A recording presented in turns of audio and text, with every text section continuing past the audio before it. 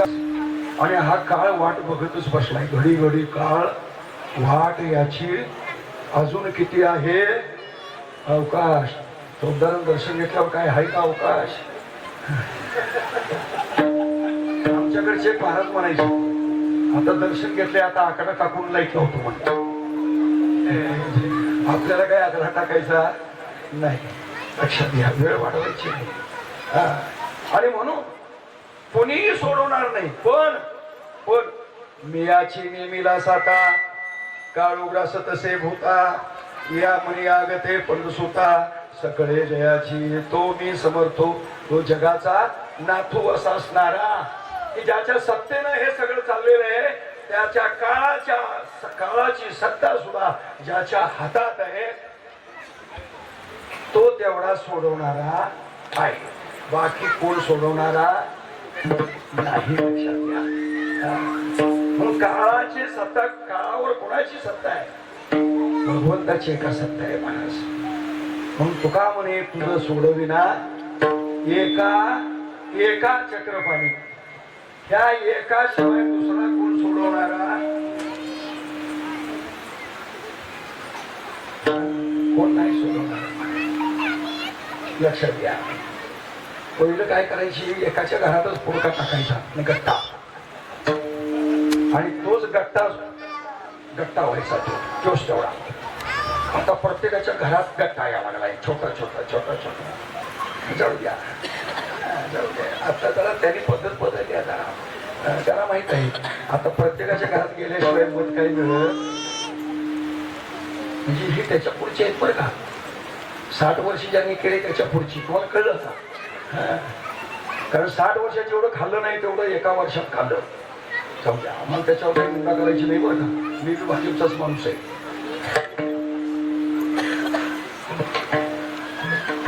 नाही तर तुम्ही म्हणा काँग्रेस अरे त्याला आम्ही आणलं निवडून पहिल्यांदा. दुसऱ्यांदा मत मात्र मी काय दिलं कळलं महाराज यांचं कुठंपर्यंत आहे. आता ती काही ना आणि 25 वर्षी होतात. आमचं म्हणणं नाही. आमचं काय म्हणणं नाही. कोणाला आम्ही काय म्हणायला जाणार.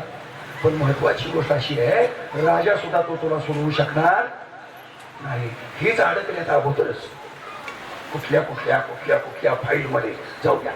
आम्हाला काही त्याला काही आता म्हणायचं नाही. सांगताय सगळं शिवण म्हणायचं नाही म्हणतात.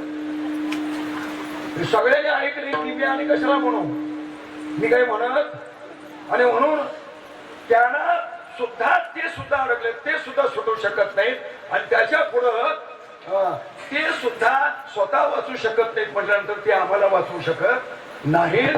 वाचवणारा फक्त या जगाच्या पाठीवर ब्रह्मांडाचा स्वामी चालक मालक परमात्मा फक्त जो विटेवर उभा राहिलेला जो माय बाप आहे. आणि त्याचं चिंतन जर मनानं केलं तर कारण मी म्हणतोय म्हणून त्याचं चिंतन तुम्ही करू नका. भगवान श्रीकृष्ण परमात्म्याने अर्जुनाला सांगितलं अर्जुना तुझं जे मन आहे ते मन मला दे. मन म्हणा भगवतो मध्याजिमा नमस्करो मामे वैशेषिक देव आत्मा मत्परायणा.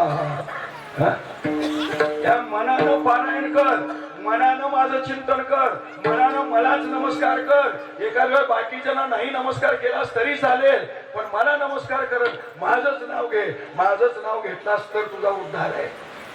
नाहीतर आईसाहेब उचलून नेऊन श्रीलंकेत जाऊन बिंबिसाराच्या दारात कीर्तन नामदेवरायांचं तिथं चाललेलं बघितलं ह्या दोघांनी परिसा भागवतनं. आणि लगेच विमानानं परत हजर. धावपट्टीवर उतरलं व्यवस्थित वर घालाय तर उतरलं नाही असं नाही. उतरलं का उतरून पाडलं कोणास ठोकलं द्या. आम्हाला काय करायचंय काय आमचं काय घेणं गेलं आहे का. विमान बरोबर अगोदर आलं पण कधी 2 तासाच्या कीर्तनामध्ये नामदेवरायांचं कीर्तन तिथं पण चाललं होतं आणि इथं पांडुरंगाच्या समोर सुद्धा चाललं होतं. काय सांगावं. आणि मग पैसा भागवत बोललं. महाराज म्हटले मला देवाची भेट घाला की माझ्या हातात नाही म्हटलं आई साहेबांनी. मग ते नामदेवरायांच्याकडे जावं. आणि मग नामदेवरायांच्याकडे गेल्यानंतर त्यांना या ठिकाणी नामाचं महत्व काय आहे हे कळलं. म्हणजे सोडवणारा जो आहे भगवान कृष्ण परमात्मा स्वतः सांगतायत हे जे मन आहे ह्या मनानं काय कर माझं चिंतन कर. भास कृष्ण विष्णू हरी गोविंद या नामाचे निखळ प्रबंध माझी आत्मचर्चा विशद उदंड गाती. परी दयापाशी पांडवा हरपला मी दिवसावा जेत नाम घोषू बरवा हा?